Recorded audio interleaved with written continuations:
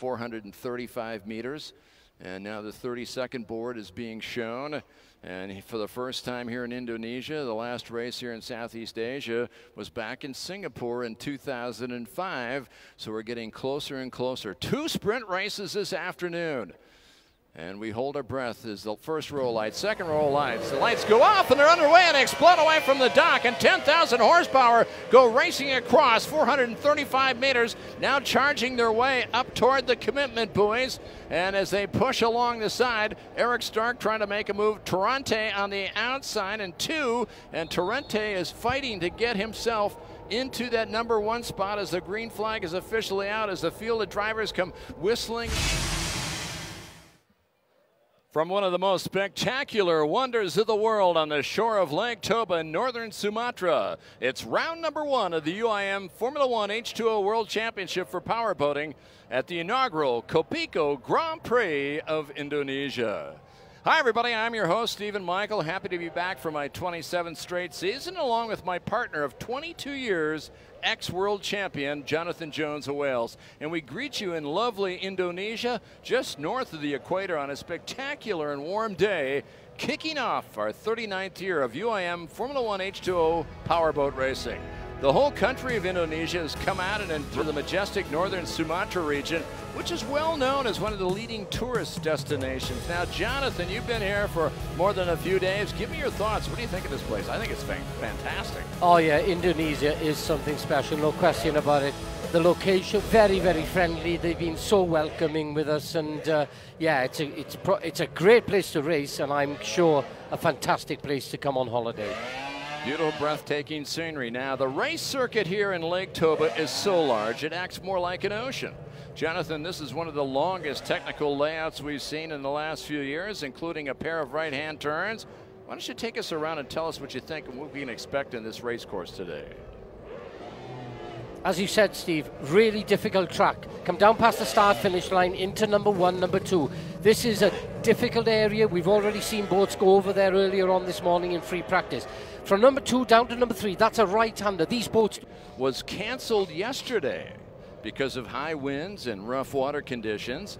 Now the field of 20 drivers that came out this morning for an unusual 45-minute qualifying session instead of 3 qualifying sessions that would separate the field and bring down for the battle for pole position. Eric Stark, one of the surprise drivers who came on strong toward the end. He was about in the 8th and 9th place, mired down in the bottom 5, and then all of a sudden he came charging up, had a scintillating time, finished in 3rd. And here's the controversy. Sean Torrente, the world champion, thought he had pole position, but what he did was he exited the course and went around the outside to build up the momentum for the final last lap. The officials saw it, and they threw out his fast time. And then Bartek Marszalek, who thought he was going to start behind Torrente, ended up legally getting the fast time of the day. He did a scintillating 58.21, or 4/100ths of a second quicker than the world champion. So Bartek Marszalek is on the pole. Let's hear from the top 3 drivers, beginning with the 3rd quickest in qualifying this morning, Eric Stark of the Victory Team, who has returned to full-time racing for the first time in 4 years.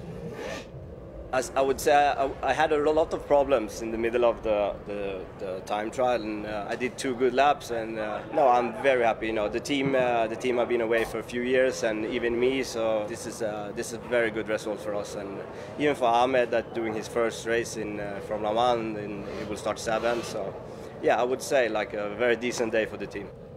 Yeah, he's got to be really excited. Now, starting second, as we mentioned, the disappointed defending world champion Sean Torrente, who's got to work a little bit today, who thought he had pole position until the officials threw him out because of him short-siding the course on his hot lap that he was getting set to go to set the pole, and he'll start in that 2nd place today. So I had pole. They took my fast lap. My 2nd fastest lap was still only 4,000ths behind Bartek, so I'm starting 2nd. It's still a good qualifying and a good position. We just need to improve 1 position in the race and get around Bartek, hopefully safer. Story of the morning is the man on pole position for the first time in his 11 years as a race driver in his 50th start. It's Polish driver Bartek Marszalek with a time of 58.21, 4/100ths quicker than the defending world champion. I'm very happy. I wait for this pole all my life. It's really quite big piece of my life. More than 20 years in powerboating, that's finally this, so I'm very happy. No, save the spot, that is the goal, so I will try to make it smooth and go have a good start and save the spot until the finish line. Yeah, it's interesting that his confidence continues to grow and grow, Jonathan. I mean, he vested his career in Sharjah in race 1. Race 2, he did even better. He finished in second. Got to nail it, because Torrente, I'm sure he knows that the start from the pontoon to the first turn buoy is very, very short, so he'll be running a really small propeller, and that'll give Sean tremendous. We could see him pull away because he's got a really well-balanced boat out there on the water today. All right, now drivers from 12 different nations, 4 different continents, 20 in all are ready to take the start of this exciting 39th campaign of the UIM Formula 1 World Championship. Bartek Marszalek, as we mentioned, on pole, the world champion, starting in second. Eric Stark in third, first time back in 4 years. Sami Celio, 2-time world champion in fourth. 2021 world champion. Jonas Anderson in fifth. Peter Moran, who's now taken over the lead drive of that CTIC China team, down in that sandwich by Brock Cohen, the driver from Australia. And rounding out the field of 20 drivers, the Atlantic team, Eduard Benavente, the most veteran driver on this tour, along with one of the... We've been anticipating this for the last 8 weeks. It's hard to believe we just wrapped the season up 2 short months ago, Jonathan, but the crowd's tremendous. They expect well over 100,000 people here. When we came in here on Monday and Tuesday, the signage was up all over the country, and from Jakarta at the airport all the way here up in northern Sumatra. It's a whole country that's involved in this day of a great weekend of speed on the water. And as we said, it's unusual. Today we're going to run 2 sprint races because of the way the conditions turned out yesterday. We're going to run about 18 laps in race number 1, and then we'll do the same later on today. We will be back at 1500 local time for race number 2. So double points today, very, very important. It certainly is. At least they know that by getting the points in this race, if the other race we have some issues, the drivers will come away with points after this weekend. And going back to the positioning of the drivers there, another guy that I've been watching quite closely is Jonas Anderson. I looked at, boy, does he look quick off the line. So although Jonas is a little way down, keep an eye out for that driver, because I tell you what, if he gets a start, he's going to create a problem for these front drivers. Yeah, interesting with the 14 boat that you're talking about with Jonas Anderson. This is the first time that he has been in this boat in 6 years, Jonathan. He broke his boat yesterday, so he ran it the first time this morning. He can charge his way up toward the front. Yeah.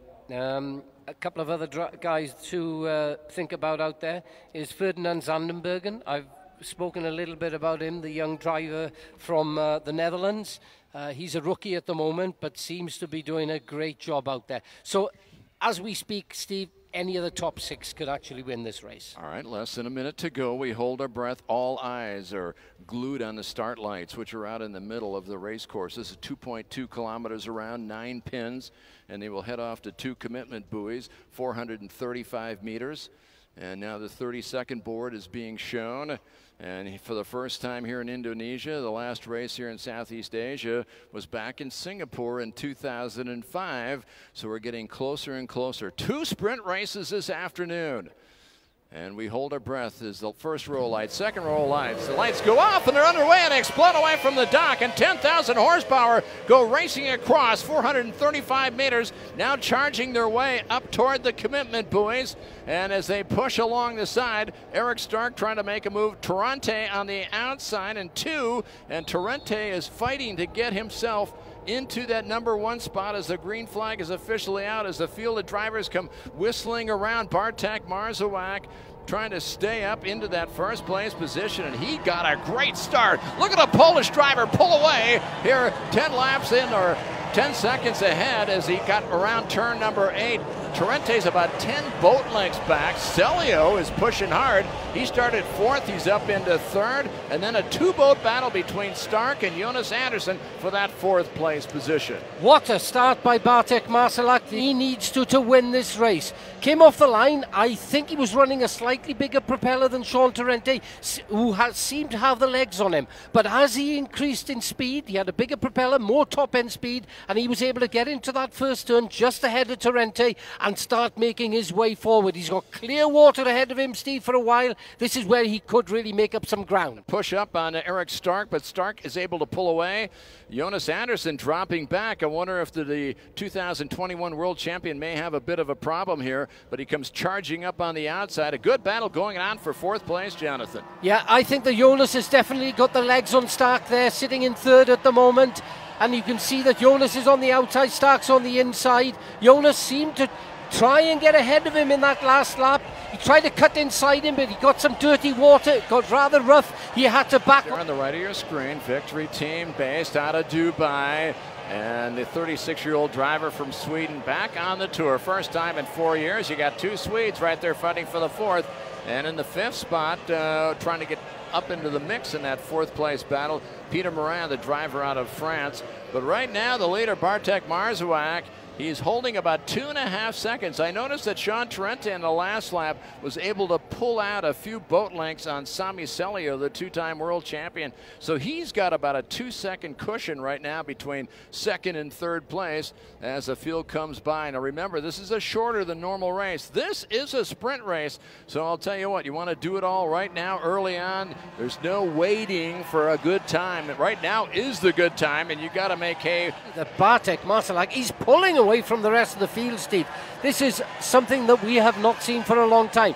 Torrente hanging on in second, but there he is, Bartek Marszalek, sponsored by Olin, the Polish oil company, and they've got to be really chuffed at the performance that he's putting up this weekend. As you said earlier on, Steve, he's already had 2 podiums. He's been knocking on the door for the last 2 or 3 races, and he is driving his socks off out there. Bartek Marszalek, our leader, starting his 50th race, still looking for his first victory overall. He's got 3 podiums, and he is doing his best to try to in there. The difference really between the top 5 is not much of a difference in the speed, but the top 3 are really close, within 5 seconds of each other. Yeah, and the good thing for Bartek now is he's got that clear water for probably the next 5 or 6 laps before he starts coming up against the back markers. So this is where he can really open that gap between himself and the Abu Dhabi driver Sean Torrente in that second slot. 0.3 of a second, the margin for Bartek. He has increased that on the world champion.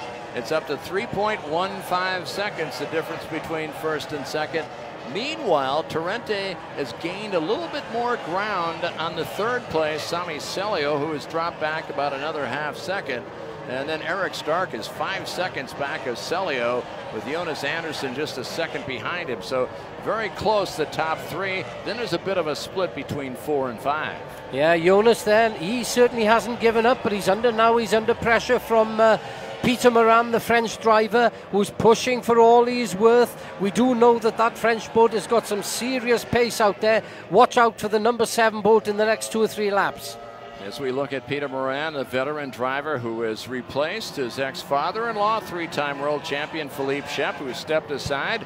And they have brought on the American Brent Dillard out of South Carolina. The 36-year-old rookie's in the number 8 boat, but all